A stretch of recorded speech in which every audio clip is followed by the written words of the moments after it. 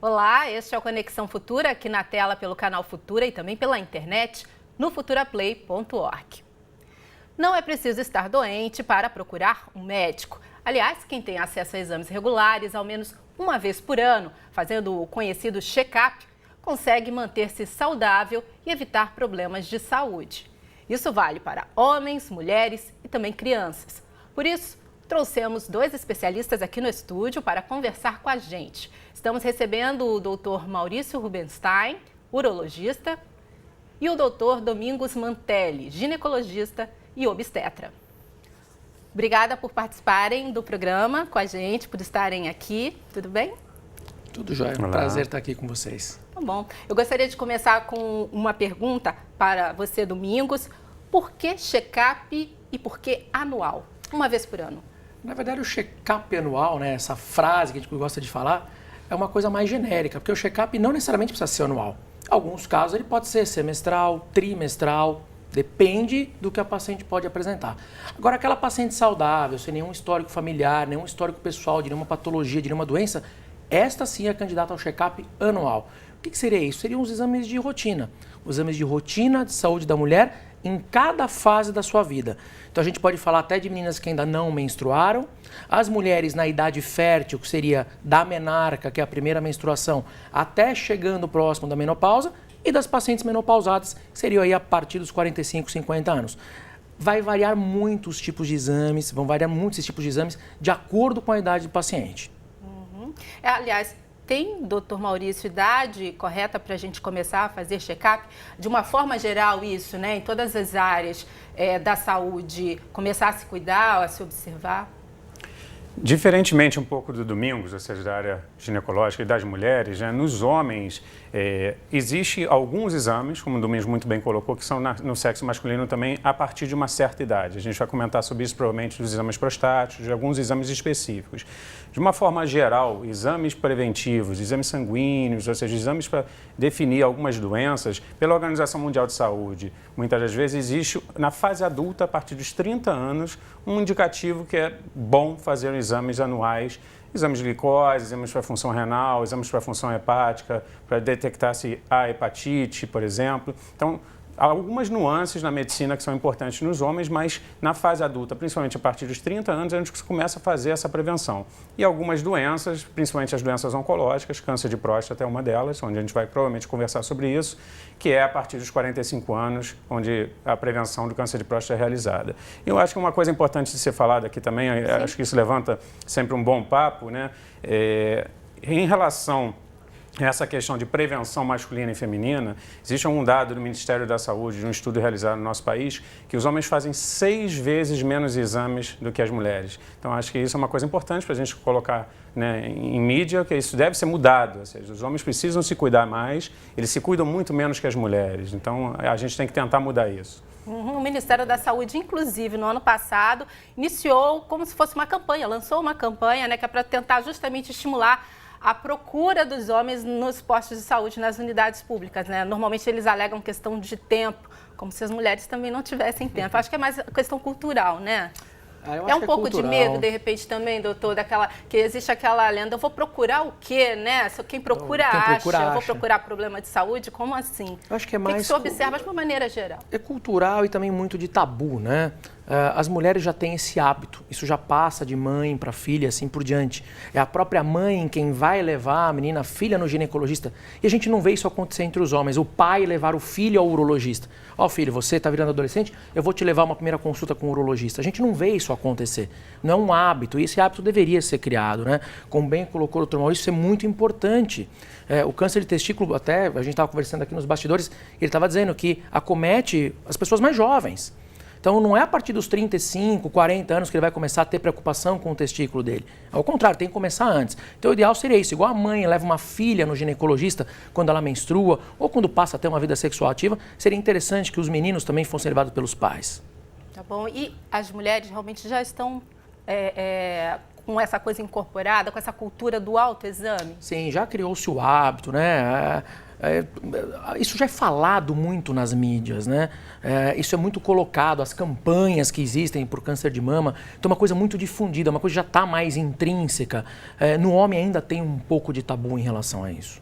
Bom, o que você percebe, né? Os meninos são levados pelos pais, são estimulados ao consultório, são estimulados a fazer o autoexame ou nem sabem dessa possibilidade?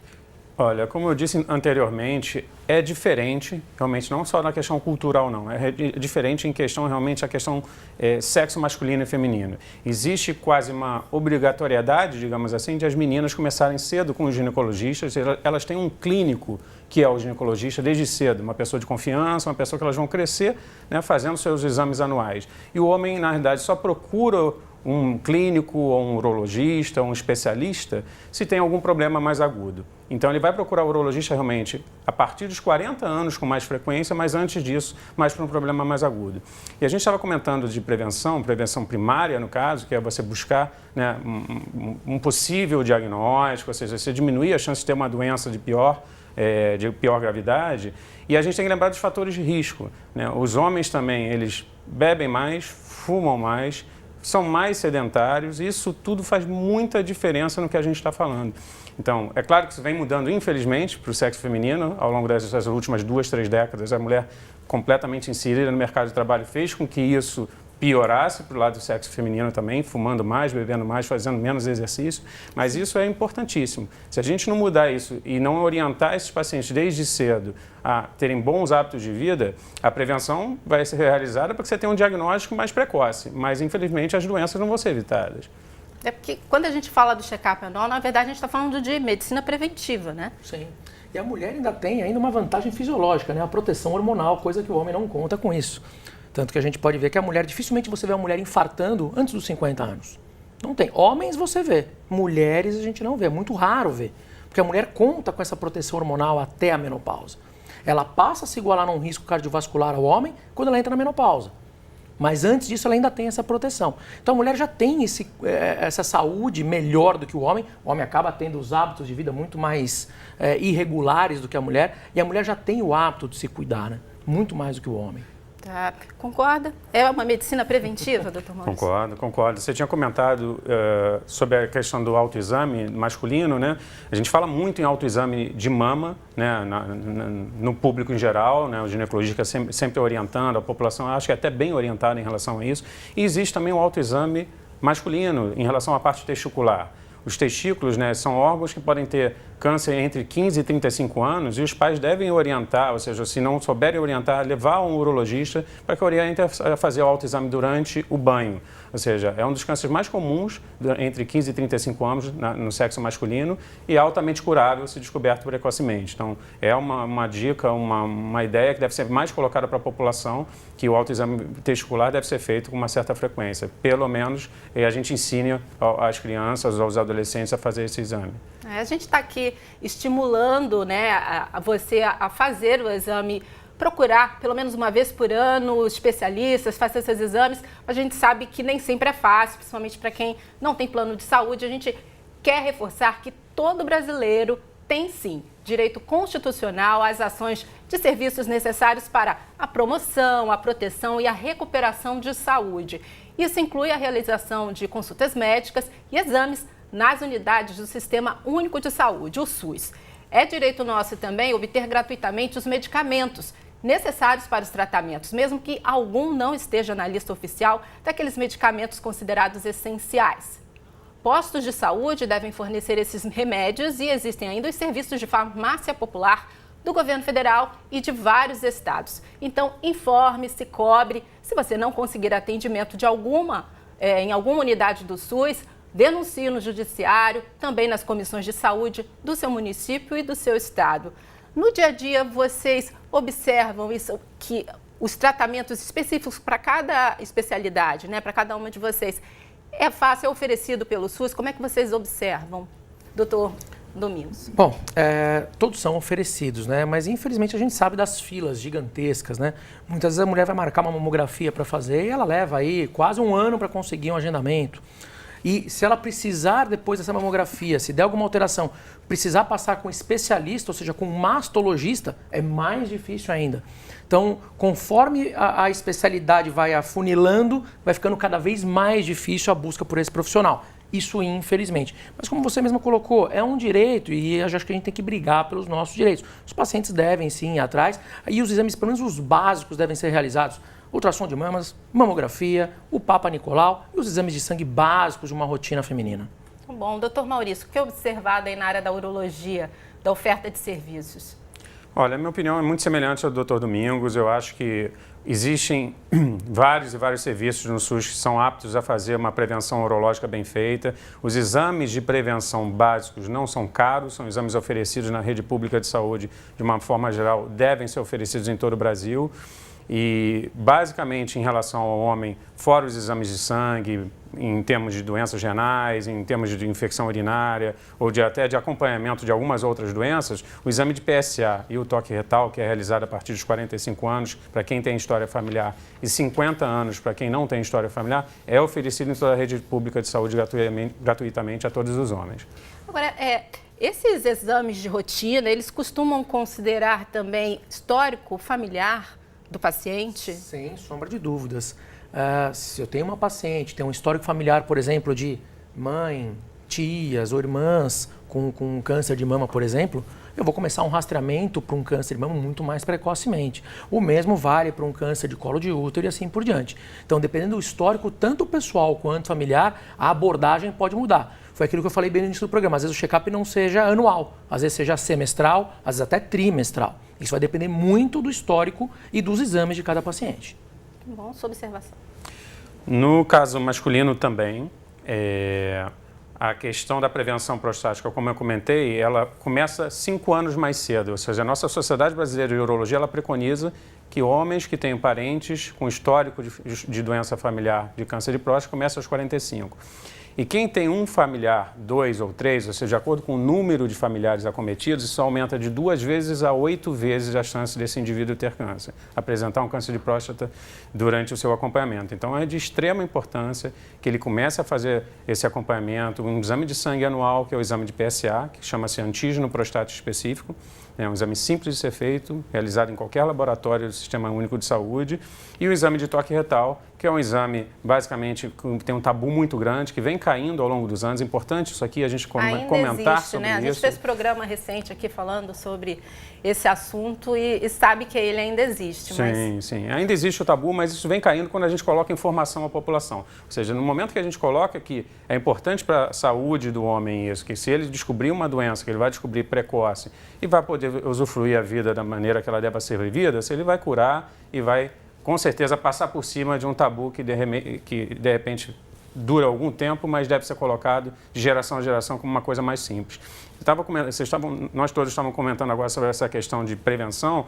São Paulo tem um estudo de uma organização de saúde que mostrava que 70% dos homens, naquele grupo de homens que foram levados à prevenção em São Paulo, foram levados através de suas esposas e seus filhos. Ou seja, o papel da importância da família, principalmente das mulheres, novamente falando das mulheres aqui, de levar o homem a mostrar o caminho da prevenção. Ou seja, vocês fazem prevenção, no caso, você, estou me dirigindo a você, ou seja, muito melhor que os homens. Então, acho que isso deve ser usado como exemplo para nós. Tá. Buscar informação também é necessário, né? Eu vi, o senhor tem uma página na internet, eu quero exibir para vocês aqui, Dr. Maurício Rubinstein. Tem informações de que tipo aqui no seu... Olha, na verdade, essa é uma página mais direcionada a câncer de próstata, câncer de alguns dos tipos de doenças oncológicas que acometem o homem, né? E existe também um portal da Sociedade Brasileira de Urologia, onde tem informações ao público leigo, ou seja, a Sociedade Brasileira de Urologia é aberta para informações, onde o público pode se informar um pouco mais sobre as doenças e sobre as prevenções. Tem espaço, inclusive, para o público tirar dúvidas, né? Sim. E Domingos, eu estou vendo aqui, você também tem um site. Tem também o site. Na verdade, quando nós criamos o site, tanto o site quanto as redes sociais, foi com o intuito de levar um pouco mais de informação de qualidade para quem muitas vezes não tem acesso a essas informações, tem dificuldade de conseguir chegar até um médico, até um especialista para tirar essas dúvidas. Então, muitas dessas dúvidas... de exigir, de repente, ter mais conhecimento, enfim, sim, ter algum embasamento, né? Saber o que exigir, claro. E também ter informações de qualidade. Então, levar essa informação ao máximo de pessoas que não consigam estar chegando até sentar na frente do especialista para esclarecê-las, tanto da parte ginecológica quanto da parte de obstetrícia, né? Da parte de gestação, que é o que mais tem mitos aí, tabus que a gente derruba, né? Eu coloquei aqui também a sua página no Instagram, tem textos, não é isso? Tem vários textos, várias postagens também sobre vários assuntos, determinados assuntos, também sobre gestação, sobre saúde da mulher em geral, menopausa, enfim, são vários estudos e vários trabalhos que a gente vai colocando e vai publicando para tentar levar mesmo essa informação para quem tem dificuldade de acessá-las. Tá bom. Quero aproveitar que a gente está aqui na fase de mostrar páginas na internet, todos os sites, quero mostrar, só que dicas de saúde do Ministério da Saúde. É um caminho também para você tirar suas dúvidas. Você pode não ter acesso a alguma especialidade, enfim, mas aqui você também tem informações de como manter uma alimentação saudável. Fala da importância de prática de exercícios. Está aí portal de saúde, da saúde.gov.br. Falando da prática de exercícios físicos, né? Ela também ajuda nessa questão de trazer qualidade de vida para a pessoa. E o check-up anual muitas vezes pode colaborar com a pessoa para que ela também se exercite sem riscos. Isso também é importante, né? Sim, é muito importante. Que a gente fala muito, vamos praticar exercício, tá? Essa cultura a gente tem estimulado, o governo tem estimulado, mas também não é pegar e fazer qualquer atividade ou exame. Tem medida e cada um tem o seu tempo, cada um tem o seu ritmo. É bom visitar um médico antes de se aventurar a alguma modalidade. Aí, de repente, fazendo esses check-ups, você consegue descobrir seus limites, né? E aí... E não só isso, ver os fatores de risco, né? Às vezes você faz um eletrocardiograma como um exame de rotina, um check-up, colesterol, triglicérides, está tudo alterado. De repente, se você submetesse uma atividade física muito intensa, poderia infartar durante a atividade física. Então, o próprio check-up vai levar a isso, a que você faça uma prevenção em relação a isso, consiga detectar eventuais problemas que apareçam, possa tratar antes de executar uma atividade física, que vai trazer qualidade de vida, sim, mas se feita de forma errada, de uma forma exacerbada, de uma forma que acabe forçando o organismo mais do que ele tem de limites, isso vai acabar sendo muito mais prejudicial do que ajudar. Isso sem falar na parte de articulações, ossos e tudo mais, que também pode se deteriorar por conta disso. E existe o risco ainda de morte súbita, né? Em academias, por exemplo. Sim, sim. O grande problema são as doenças familiares, né? O check-up na população geral é uma coisa, ou seja, quando nós temos algumas doenças familiares, doenças cardíacas, doenças renais, se apresentem antes, ou seja, ou que realmente a gente saiba da informação que parentes nossos tenham esse tipo de doença, esse check-up deve começar antes. E aí sim é um check-up que deve ser orientado por um clínico, por um cardiologista, que vai ser individualizado. A medicina está ficando cada vez mais individualizada em relação ao paciente. Cada paciente tem que ser visto realmente como um paciente. Então, alguns exames que você possa precisar, pode ser que eu não precise. Então, é importante a gente citar que isso deve ser feito desde cedo, como comentei, a partir dos 30 anos é uma média de idade onde os pacientes começam a fazer exames de sangue, exames de urina, algum ultrassom para avaliar a parte abdominal e, na realidade, cuidar das coisas básicas da vida, que é se alimentar bem, fazer exercício, não fumar, se beber socialmente, ou seja, são coisas simples, mas que são muito difíceis de serem realizadas no mundo moderno que a gente vive. Então, essas questões de fatores de risco que o Domingos muito bem colocou, são coisas que, na realidade, uma grande parte da população não consegue fazer. E isso realmente muda toda a trajetória de uma possível doença no ser humano. De uma forma geral, nos exames básicos, tem muita diferença entre o que é necessário para as mulheres e para os homens? Em relação aos doentes? Ah, sim. Olha, alguma diferença... No caso de exames de sangue, por exemplo? Não. Ou seja, o importante é paciente sadio, sem história familiar, paciente sadio com história familiar. Tanto mulheres quanto homens, ou seja, se a sua mãe, sua avó for diabética, claro que você vai ter que ter um cuidado maior se a mãe ou o avô do Domingos não for diabético. Tá? Então, doenças renais na família, todas essas históricos familiares devem ser muito bem colocados para ver realmente quais os exames que cada um vai fazer. E aí existem as particularidades.